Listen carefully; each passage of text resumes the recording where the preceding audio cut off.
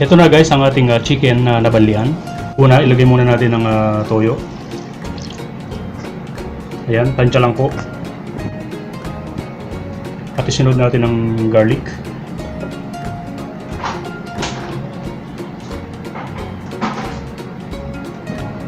Ayan, pagkatapos ng garlic, isunod na rin natin ang sibuyas.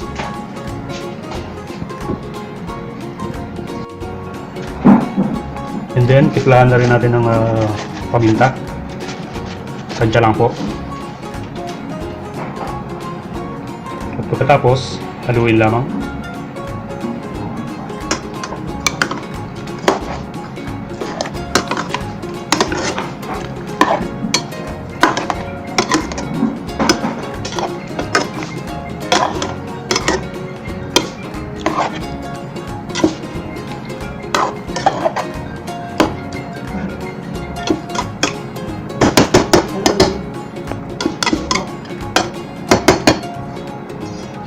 And then, tsaka natin takpan at pakuluin.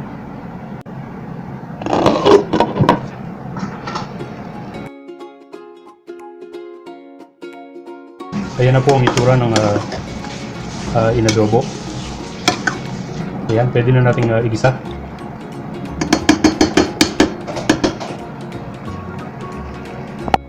So una, kailangan muna natin lagyan ng oil ang ating kaserola para tayo makapagsimula na sa pagigisa.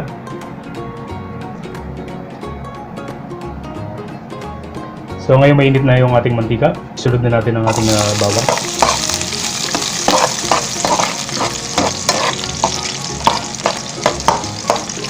At ngayon nag-golden brown na ang ating garlic. Pwede natin isunod ang ating onion.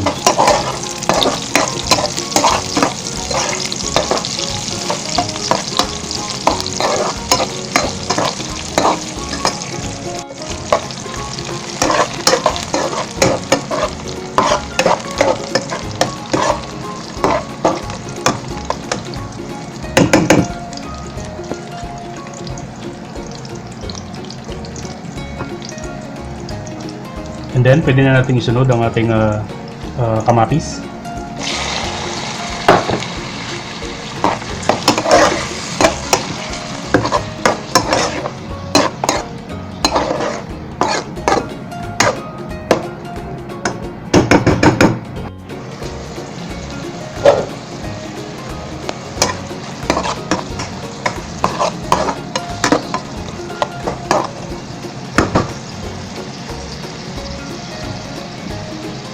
And then, isunod na natin ang ating tomato sauce.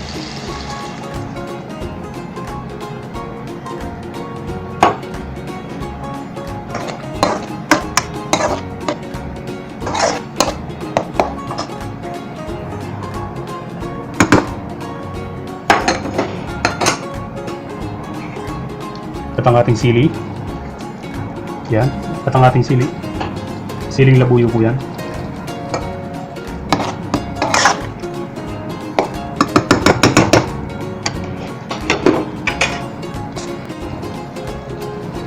At isunod na rin natin ang ating chicken adobo.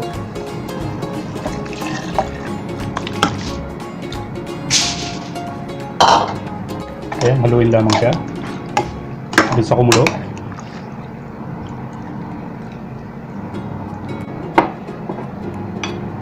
And then isunod na rin natin ang ating patatas.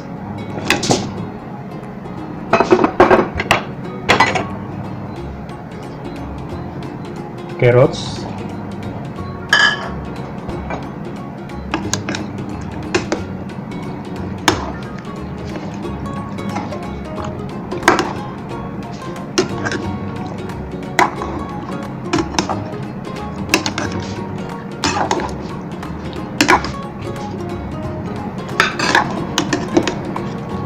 And then, tsaka natin takpan at pakuluin.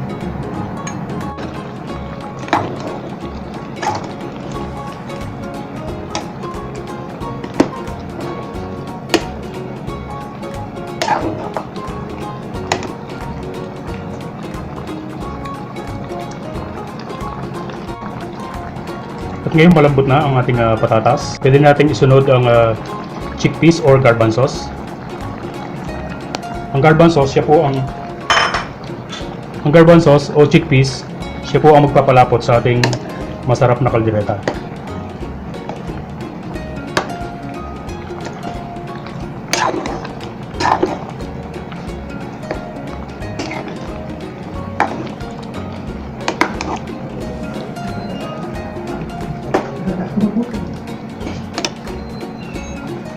Ayan, pakuluin lang po ulit. Pwede na natin timplahan ng konting asin.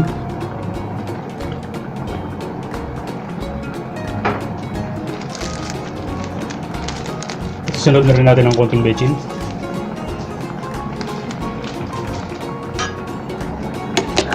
And then, haluin lamang.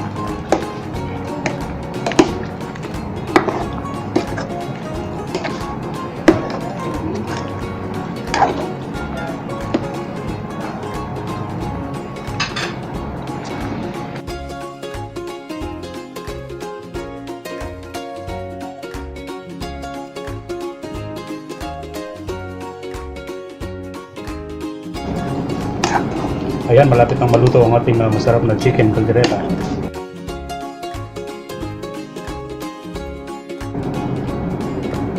So, serve na po natin.